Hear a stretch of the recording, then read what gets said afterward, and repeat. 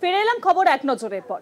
বিচারপতি শেখর মান্থা এবার বিচারপতি শেখর কুমার যাদবকে বাঁচাতে চাইছে কি বিজেপি? অনুমান সেই কৌশলেরই ফাঁক দিয়ে গলতে পারেন বিচারপতি যশবন্ত বর্মা। বিচারপতি বর্মার বাড়ি থেকে 14ই মার্চ টাকা উদ্ধার হয়েছে এবং বিচারপতি নিজে পদ না ছাড়ায় ইমপিচমেন্টের ভাবনা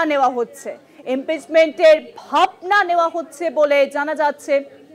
পদ না ছাড়া ইমপিচমেন্টের ভাবনা। বিচারপতি শেখর কুমার যাদবকে বাঁচাতে চাইছে কি বিজেপি?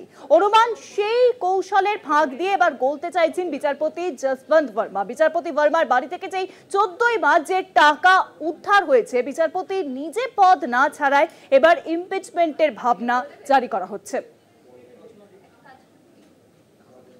ইমপিচমেন্টের ভাবনা এবার জারি করা হয়েছে বলে জানা যাচ্ছে। বিচারপতি যশবন্ত বর্মার বিরুদ্ধে এবার ইমপিচমেন্টের ভাবনা। তার বাড়ি থেকে যেভাবে টাকা উদ্ধার হয়েছিল সেই ঘটনার প্রেক্ষিতে এবার ইমপিচমেন্টের ভাবনা জারি করা হচ্ছে।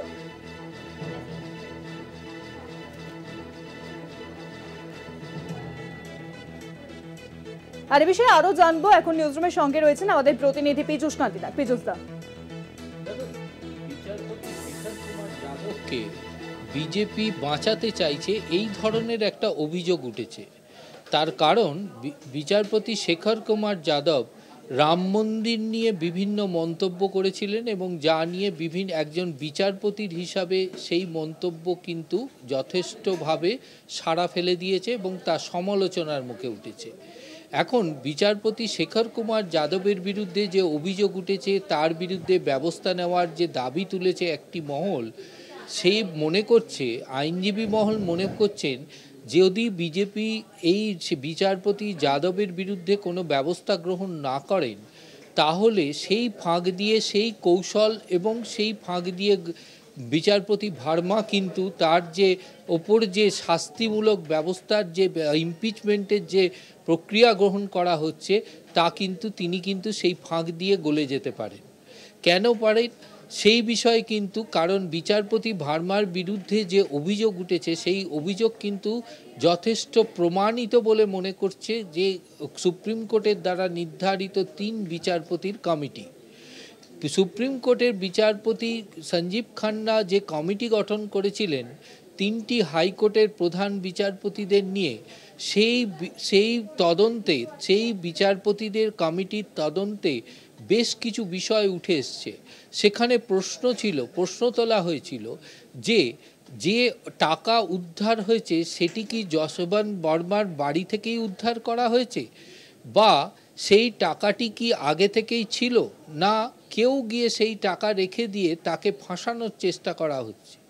এক্ষেত্রে কমিটির রিপোর্টে উল্লেখ করা হয়েছে প্রত্যক্ষদর্শীদের মতামত এবং বয়ান বা সাক্ষ্য গ্রহণ থেকে এটা পরিষ্কার দেখা যাচ্ছে যে সেই টাকা সেখানেই ছিল।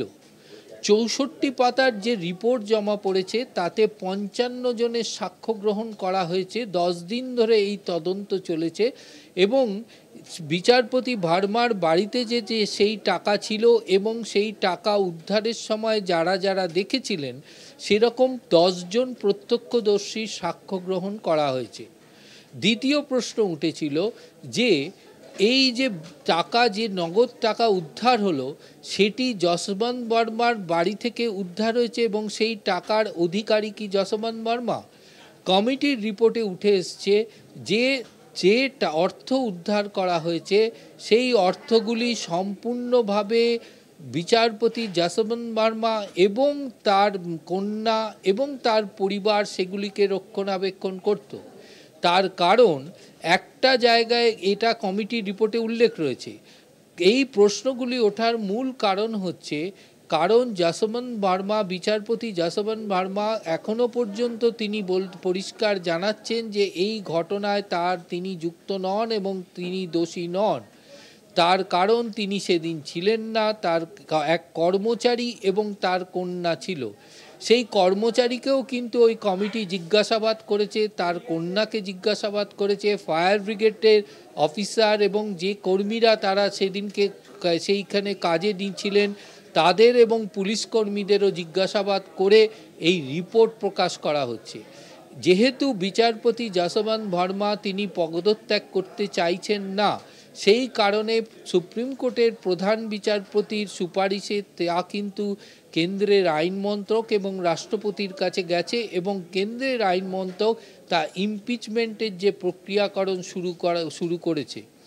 এক্ষেত্রে একাংশের আইনজীবী মহল মনে করছে, যেহেতু বিচারপতি যশবন্ত ভার্মার বিরুদ্ধে ইমপিচমেন্টের পদক্ষেপ নেওয়া হয়েছে এবং অপর বিচারপতির ক্ষেত্রে এখনো পর্যন্ত কোনো পদক্ষেপ গ্রহণ করা হয়নি শেখর কুমার যাদবের বিরুদ্ধে, তাই সেক্ষেত্রে তাকে বাঁচাতে চাওয়া হচ্ছে এবং এই ইমপিচমেন্ট প্রক্রিয়া সত্যিই কি করা হবে এবং আগামী যে সেশন আসছে, যে অধিবেশন আসছে, সেই অধিবেশনে কি এই ইমপিচমেন্ট প্রক্রিয়া নেওয়া হবে, সেই বিষয়ে কিন্তু দ্বন্দ্বে রয়েছে আইনজীবী মহল, যারা বিচারপতি যশবন্ত ভার্মার এই পদক্ষেপকে, এই ধরনের ঘটনাকে সমর্থন করছেন না এবং কমিটির রিপোর্টকে সত্যতা বলে মেনে নিচ্ছেন।